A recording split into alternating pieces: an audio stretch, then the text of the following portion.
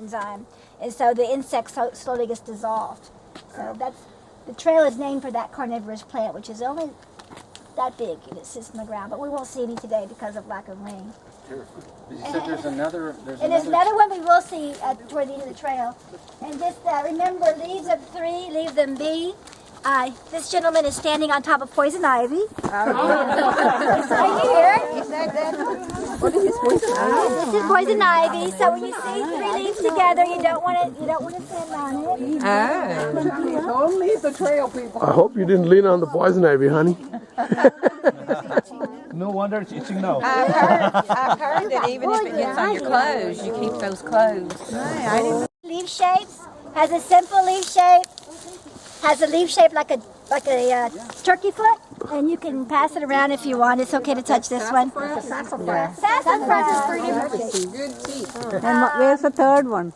Where are you, third one? The third one just has one lobe, I think, instead of. Here's the third one. Yes. Mitten shape. Oh, okay. So the sassafras leaf is the filet spice and filet gumbo. So this is what your Cajuns use to make their gumbo spice. Okay. You dig down, you hit the root. It smells like root beer. It's the original ingredient in root beer. The root beer today is a synthetic that matches the flavor of this root. This is this is the one God made. And in the wintertime, the locals sometimes will dig the root up when the sap has gone back to the root and make hot tea. I don't know how good it is for you, but they do. Very good. Break them up and smell them. I won't.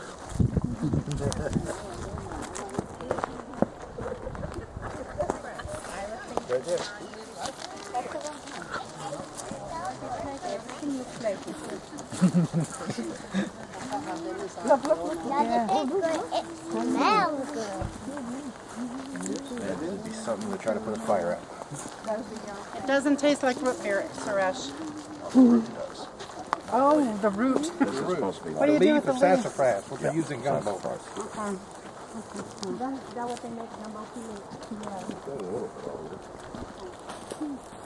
I'm trying to get the people walking. Oh, okay. Because that's the way it looks nice when we go like that together, instead of me moving all the time. Donlin decided to take a time break. She's at work. Oh, she's at work. Okay. Okay. Care of a 95-year-old lady. That your neighbor said she won't come. Mama decided, that black girl who came into the Mama said she decided not to come. Oh, okay. Excuse me, let me not knock you over. When it's in the fiddlehead stage, you know what fiddlehead? When the furniture is opening up, it's used in salads. Oh, and it's delicious. Cracking. Sauteed with mushrooms. It's right. Pizza! A little hoof like that? Yeah.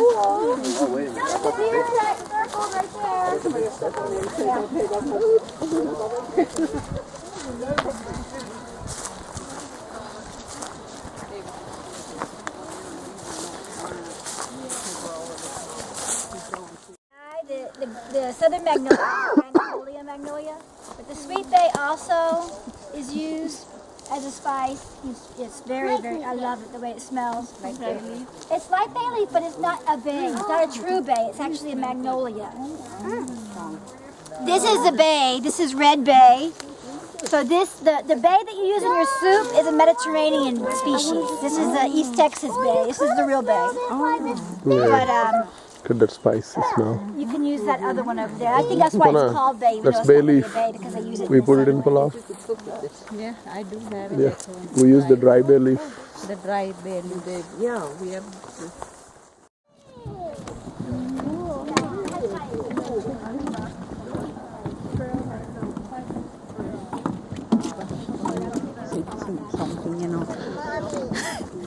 Something, only something.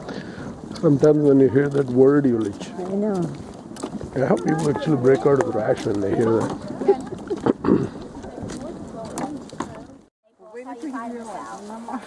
It's not the kind you get syrup from. The more sassafras and through here.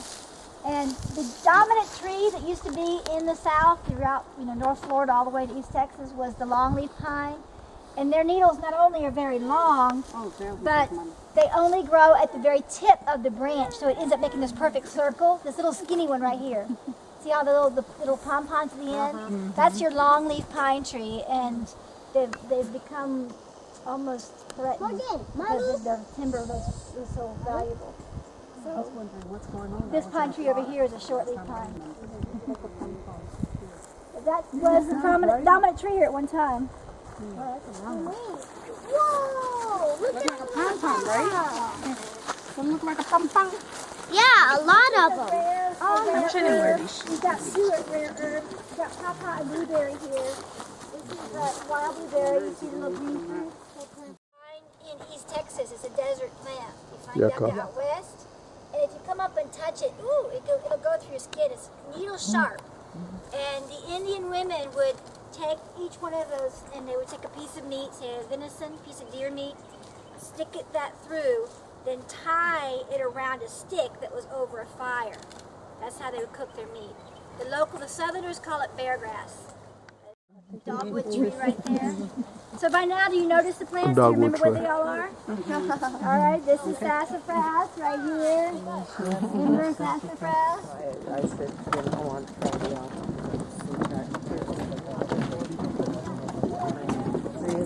I'm too tired.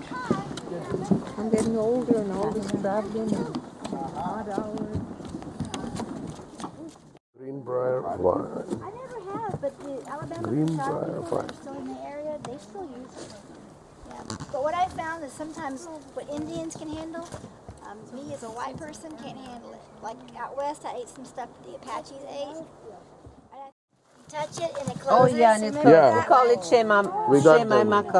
It They closes. call touch me nots. Yeah, We got and it all those in close India. up when you touch it. So Yeah, it's going a little slow today. In the summer when it's really Yeah. hot, it closes fast. We got them in It's a India, little yeah. cool outside. yeah.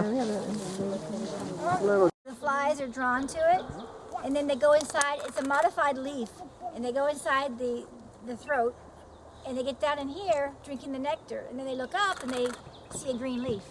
And bugs orientate themselves to blue sky. So when they don't see blue sky, they don't know which way they're going.